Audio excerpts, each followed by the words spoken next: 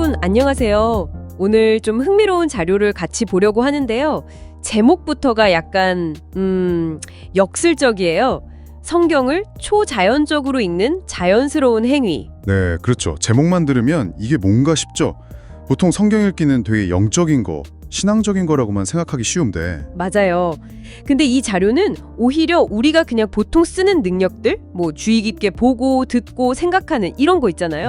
이런 자연스러운 능력이 되게 중요하다고 말하더라고요. 심지어는 뭐 충분히 잠자는 거, 이런 기본적인 자기 관리까지도요.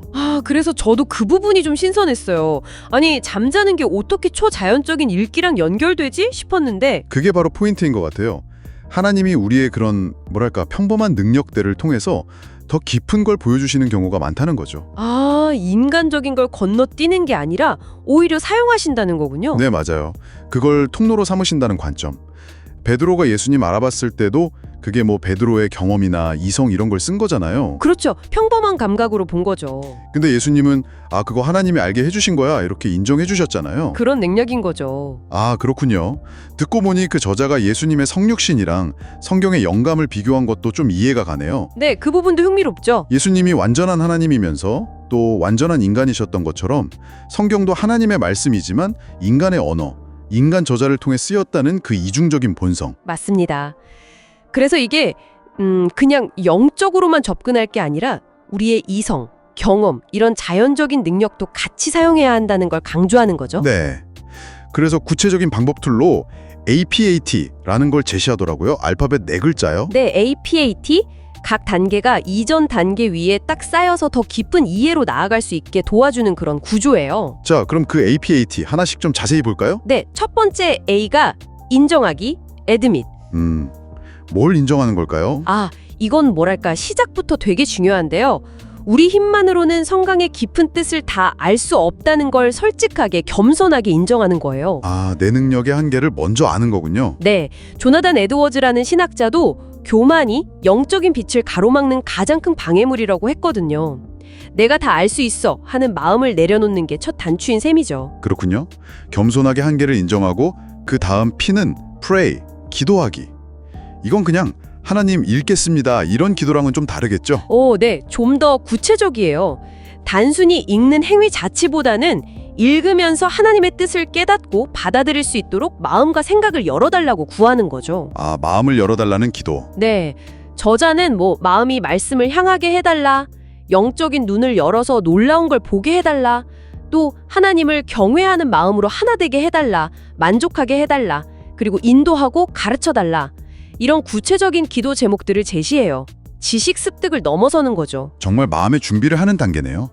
자, 그렇게 마음을 열고 기도했으면 다음 T는 신뢰하기, trust.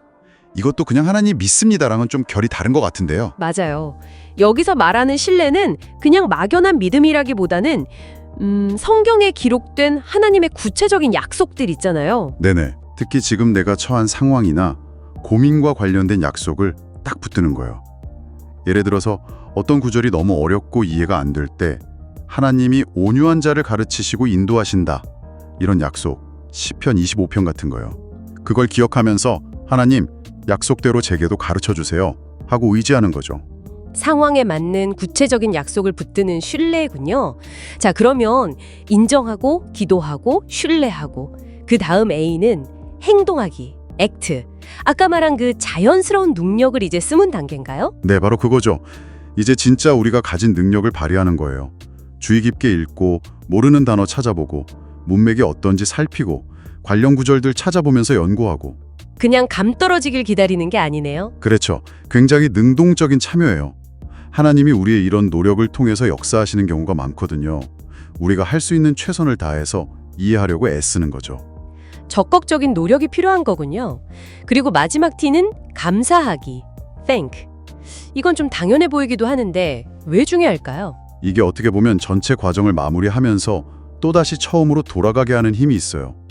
아주 작은 깨달음이라도 얻었다면 이게 내 노력만으로 된 게 아니라 궁극적으로는 하나님이 주신 선물이구나 하고 인정하고 감사하는 거죠. 그 감사가 다시 겸손한 마음, 즉 인정하기로 이어지게 하는군요. 네, 맞아요. 일종의 선순환을 만드는 거죠. 듣자 보니까 이 APAT가 단순히 성경 읽는 방법만이 아니라 어쩌면 우리가 삶의 문제에 접근하는 방식에도 그대로 적용될 수 있겠다 싶어요. 오, 정확히 보셨어요. 저자도 사실 그 점을 강조하거든요. 이 APAT 모델이 그리스도인의 삶 전체에 적용될 수 있는 틀이라는 거예요. 삶 전체예요. 예를 들면요? 뭐 어떤 어려운 문제에 부딪혔을 때 내 힘만으로는 안 되는구나 하고 인정하고 하나님께 지혜와 도움을 구하며 기도하고 그 상황에 맞는 하나님의 약속, 예를 들어 너는 마음을 다하여 여호와를 신뢰하고 내 명철을 의지하지 말라 같은 약속을 신뢰하고 네. 그리고 믿음으로 내가 할 수 있는 일을 행동으로 옮기고 마지막으로 그 과정과 결과 속에서 하나님의 신실하심에 감사하는 거죠. 와, 성경 읽는 원리랑 삶을 살아가는 원리가 완전히 똑같네요. 네. 성경을 초자연적으로 읽는 것과 그리스도인의 삶을 초자연적으로 사는 게 결국 동전의 양면 같은 거라는 통찰이에요. 성경을 통해 마음이 변하면 삶의 행동도 자연스럽게 변하게 되잖아요. 이 APAT 과정이 그 둘 모두에 적용되면서 하나님을 의지하는 동시에 우리가 적극적으로 참여하는 태도를 길러주는 거죠. 정말 흥미로운 연결점이네요. 오늘 이야기를 나누면서 청취자분께서도 성경을 어떻게 대하는지가 단순히 지식 습득을 넘어서 삶의 다른 영역, 관계나 일 같은 데에도 영향을 미칠 수 있겠다는 생각을 해보셨으면 좋겠습니다. 네. 마지막으로 청취자분께 한번 생각해볼 질문을 던지고 싶어요. 오늘 이야기 나눈 이 성경을 초자연적으로 읽는 자연스러운 행위, 즉 우리의 자연적인 능력을 사용하면서 동시에 하나님의 초자연적인 도우심을 구하는 이 APAT 방식이요. 이게 성경 이해를 넘어서 혹시 청취자분의 인간관계나 혹은 일을 대하는 방식, 세상을 바라보는 관점에는 또 어떤 변화를 가져올 수 있을까요? 한번 조용히 곱씹어 보시면 어떨까 싶습니다.